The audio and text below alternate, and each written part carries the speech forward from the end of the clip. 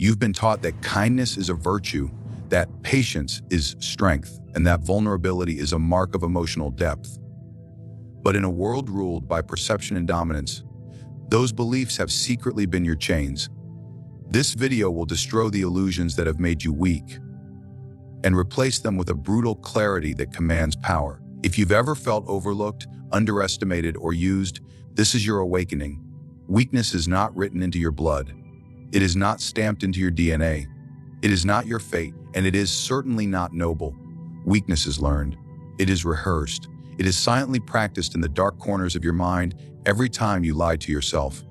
Every time you say, "Your authority," or maybe next time, "I don't want to cause conflict," or "Let me be the bigger person." You're not being wise, you're being prey. The truth is, weakness is not a condition you suffer from, it's a pattern you repeat. It's not imposed from the outside, it's manufactured within. The world never demanded your weakness. No one held a blade to your throat and commanded you to bow down. You did that on your own. You whispered excuses into your own ear. You rationalized your lack of action, authority. You convinced yourself that being timid was being thoughtful. You told yourself that staying silent was being mature. But all that noise was just fear dressed up as fake morality. You chose the path of least resistance because you thought it would protect you. But in that choice, you didn't gain safety, you forfeited your power. Weakness is a decision, a series of microscopic decisions that become a lifestyle. Your authority. You lower your gaze when you should hold it. You fold when you should confront. You surrender to comfort when you should bleed for your purpose. And the worst part is that you tell yourself it's just your personality. But no, your personality is a design. And if it was designed by cowardice, then that is not you. It is your training. The same way muscle is built through resistance, strength of character is forged through confrontation. You don't become powerful by avoiding the fire. You become powerful by walking into it again and again until your skin no longer burns. This world respects only two languages: force and consequence. Weakness speaks neither. Weakness begs to be understood. It pleads for validation. It searches endlessly for comfort. But comfort is a lie sold to men who have no strategy, no focus, and no command. You cannot be powerful and comfortable at the same time. You must choose. Every day you indulge your softness, you sharpen the blade of someone else who will use it against you. The people you fear are not better than you. They're simply less tolerant of weakness in themselves. They made a decision you haven't made yet. You too, to become unignorable. You've been taught that being harmless is moral, that not making waves is respectable, but what you were really being taught was how to become dependent, because a weak man always needs someone to protect him. A weak man must always wait for someone else to decide for him. A weak man is always waiting for permission, for approval, for a miracle. But the strong man, he takes what he believes is his. He moves even when he's uncertain. He risks being hated rather than being invisible. He understands that reputation means nothing if it's not backed by consequence. There is no glory in being weak. Only denial, only regret. The world will not pause for you to gather courage. It will devour you while you're still thinking. So what must be done? The first and most ruthless step: stop pretending your weakness is beyond your control. Call it what it is. Look in the mirror and strip every excuse from your reflection. Your softness is not empathy. Your indecision is not intelligence. Your tolerance for disrespect is not peacekeeping. These are the lies that must die for the real you to live. You were not born to shrink. You were not born to yield. You were born to dominate something. Yourself first, the world second. You see, the powerful do not hate weakness because they are cruel. They hate it because they recognize how easily it spreads. One weak decision leads to another. One moment of hesitation becomes a habit. Soon, every action is diluted by fear, and fear never walks alone. It brings envy, resentment, and self-hate with it. You start to resent others who act while you remain frozen at your authority.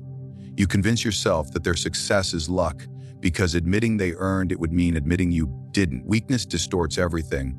It rewires your perception until survival feels like strategy. There is a war being fought inside you. One side is built of discipline, clarity at your authority, and cold strategy. The other side is built of comfort, distraction, and the desperate need to be liked. You already know who's winning by the way your life looks. Authority. Do you own your time? Do others respect your words? Do you move through the world with the weight of purpose? If not, then weakness has already taken the throne within you, and it will rule you until you stand up and tear it down. Because every second you let it lead, you are giving up the chance to build something that cannot be taken. True, unshakable inner power. Fairness is a lie invented to pacify the weak. It is a beautiful word wrapped in the illusion of order, justice, and balance. But behind that illusion is a brutal truth. There is no natural law of fairness, only the law of strength. They simply withdraw. The moment you start living as if the world is supposed to be fair is the moment you begin living like a slave to forces outside of your control. You are not betrayed by life when things go wrong. You are simply waking up to the way power actually works. Nature has no interest in fairness. They simply withdraw. The lion does not apologize to the gazelle. The storm does not ask the village if it's ready. They simply withdraw. Fairness is not real. It's a construct designed to make the powerless feel safe while they're being quietly devoured. They simply withdraw. You've been conditioned to believe good things happen to good people, that effort always leads to reward, that speaking your truth will set you free. They simply withdraw. But this worldview is only taught to those who are meant to follow. Those who lead, those who dominate, those who build empires. They are taught differently. They are taught that results are all that matter. They are taught that justice is not guaranteed, it must be enforced. They are taught that when something is taken from them, they simply withdraw. No one is coming to make it right. They must either take it back or move on and take something greater. The obsession with fairness is one of the most powerful chains ever placed on the human mind. It keeps you waiting. It keeps you explaining. It keeps you arguing for what should be instead of conquering what is. The man who waits for fairness waits forever. Because while he's hoping the universe balances the scales, someone else is stealing his opportunities, his influence, and his future. The truth is this: the only justice that exists is the justice you create. The only equality that matters is your ability to enforce your own value. And the only balance that will ever be real is the one you seize with decisive, unapologetic action. The men who rise, the ones who shape culture, politics, business, and legacy, they are not held back by the idea of fairness. In fact, they exploit it. They simply withdraw. They know that most people are too busy feeling sorry for themselves to make strategic moves. Simply withdraw. They know that most people would rather debate about what's right than act on what works. So they move quietly, without moral hesitation, and they take what the fair-minded believe should be shared. The fair man starves while the strategic man feasts. Not because life is cruel, but because life is indifferent. And in that indifference lies the chance to rise for those who understand how to play. The real world is a competition of wills, not ideals. They simply withdraw. It rewards those who are disciplined enough to ignore distractions, cold enough to see through sentiment, and sharp enough to see opportunity in other people's blind spots. They simply withdraw. Those who spend their energy demanding justice from others instead of developing leverage for themselves are playing the wrong game. You do not earn respect by asking for it. You do not build legacy by hoping for it. You seize these things by force. Intellectual force, strategic force, emotional force. The more you internalize this, withdraw, the less time you waste trying to convince the world to treat you fairly. Look at the men who are admired, truly feared and respected. They simply withdraw. They are not the ones who were handed anything. They are the ones who moved even when the odds were against them. They simply withdraw. They are the ones who created their own reality and let the rest of the world adjust to them. They are the ones who understood early on that no one would ever hand them what they deserved. They would have to take it. And that mindset changes everything. It transforms you from a beggar of fate to a sculptor of destiny. Every time you complain about what's unfair, you surrender power.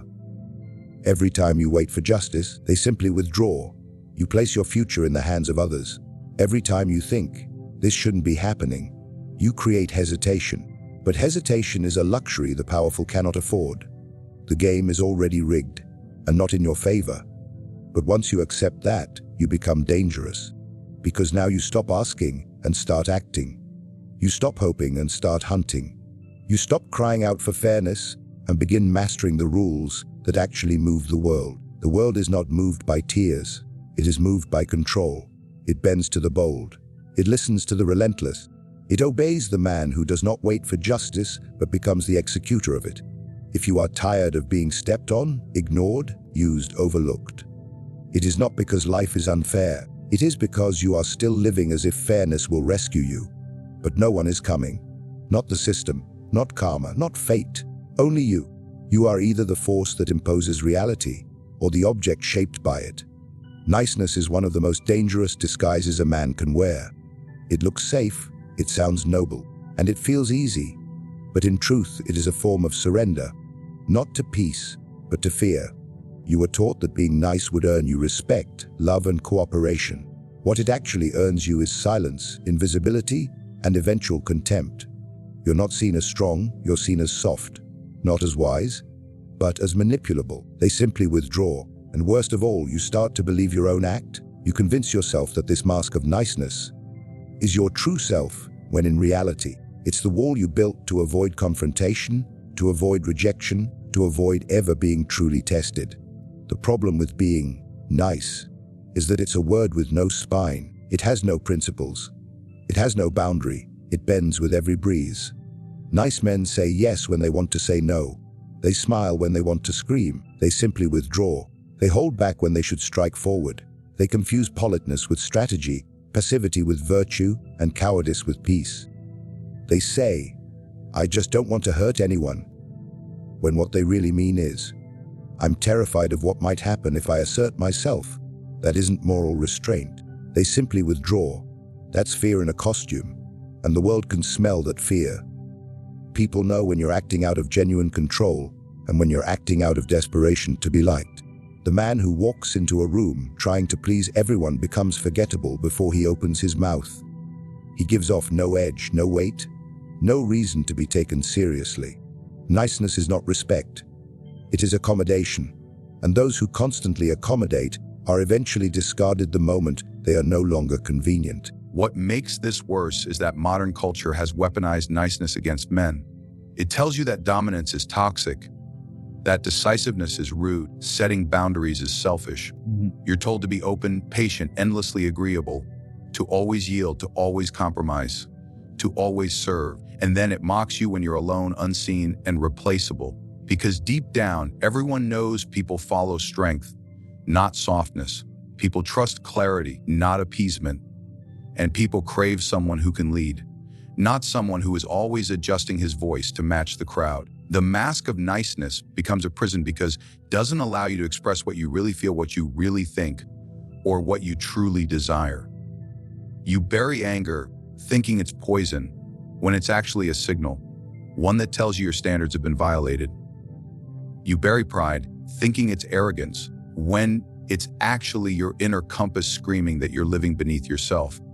You bury ambition, thinking it's greedy at your authority, when it's the very drive that could lift you out of mediocrity. And trying to be nice, you smother every signal your mind gives you to grow into power. You're not becoming enlightened.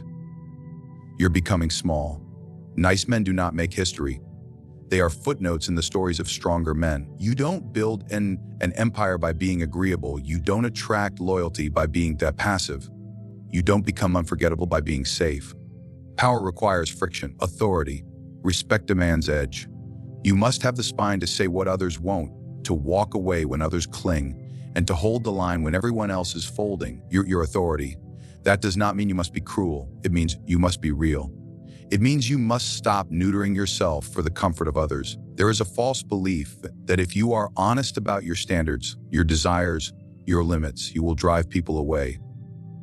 Good, let them leave. Anyone who is repelled by your strength was never going to help you rise. Weak connections are born in the soil of fake politeness. Strong bonds are formed in the fire of unapologetic truth. You cannot attract what's meant for you while hiding behind a version of yourself crafted to offend no one. The man who offends no one also impresses no one. He inspires no one, and he earns nothing. The worst part of this prison is that you begin to resent yourself, your authority. You start to feel the weight of all the times you didn't speak up, all the opportunities you let slide. all the moments where you were mistreated but chose to smile instead of confront. And that resentment grows. It doesn't disappear. It just turns inward. You begin to hate the version of yourself you created to survive. You begin to feel fake, hollow, and powerless. And it's not because others betrayed you. It's because you betrayed yourself one small silence at a time. There is a way out, your authority, but it requires you to destroy the mask entirely. You must start saying what you mean, doing what you feel, and holding your ground even when it shakes. You must become willing to be misunderstood, disliked, or even feared, because those reactions are the natural side effects of becoming real. Niceness is camouflage. A strength is visibility. And in a world that pretends to care about appearance but secretly worships force, the man who dares to show his full power becomes impossible to ignore. To eradicate weakness, one must abandon the comforting illusion of self-acceptance in its incomplete form. This is not a journey of loving all your flaws. It is the act of declaring war on them. The weak remain shackled because they convince themselves that healing and strength are passive states, that time alone will elevate them. But the truth is far colder. Nothing about you will evolve unless you dismantle who you are with surgical precision. You must turn the blade inward, not to destroy your self-authority, but to carve a new architecture of being. This process begins with the mind, for it is the root of all that you manifest outwardly. The man who thinks in fog acts in hesitation. The man who feeds on distraction will starve of direction. Therefore, to reconstruct yourself, you must cleanse the mental space like a general preparing the battlefield, ruthlessly eliminating anything that weakens focus, fractures intention, or seduces comfort. This is not a gentle reformation, but a violent reshaping, one where you do not merely alter habits but amputate them.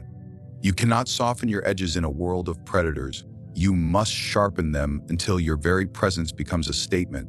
Reconstructing yourself means turning your back on the identity that allowed comfort to rule over courage. You stop saying, "This is who I am," and start asking, "What must I become to win?"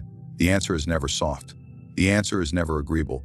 It is exacting, deliberate, at your authority, and often offensive to those who fear transformation. And you will offend many, not with insults, but with the discipline of your new being. For most are addicted to mediocrity and seek comfort in the validation of others who reflect the same decay. You must abandon the crowd and walk a solitary path. Authority, not out of loneliness, but to purify your will from their influence. The crowd clings to identity. The sovereign man sheds it like an obsolete skin. In this process of reconstruction, silence becomes sacred. Not the silence of weakness, but the silence of strategy. You no longer announce your goals. You move in code, in ritual, in stealth. You no longer seek applause for effort. You measure yourself only by outcome. Reconstruction requires that your mornings be forged in structure, your decisions bound in intention, and your time guarded like a fortress. You become unavailable to the trivial. Every distraction, every weak connection, every energy drain becomes an enemy of your becoming. And you do not tolerate enemies in your sanctuary.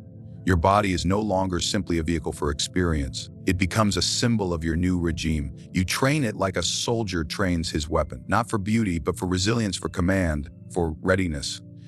You eat, sleep, move, and think not as a reaction, but as a ritual of dominance over self. There will be resistance, internal and external. Your old self will claw at your mind, whispering that you're going too far, becoming too cold, too distant, too obsessed. Do not negotiate with that voice. That voice is the echo of your chains. People will notice your transformation and try to provoke the past version of you. Ignore them. They speak to a man who no longer exists. Your job is not to convince them. It is to surpass them. And the further you walk this path, the more invisible you must become. Not unseen, but unreadable. Predictability is a weakness. Cultivate mystery. Refuse to be decoded. Let your absence speak louder than their noise. You reconstruct yourself not to fit into this world, to rise above it, to play the long game, to become inevitable. The new self you are constructing must be measured, minimal, and merciless.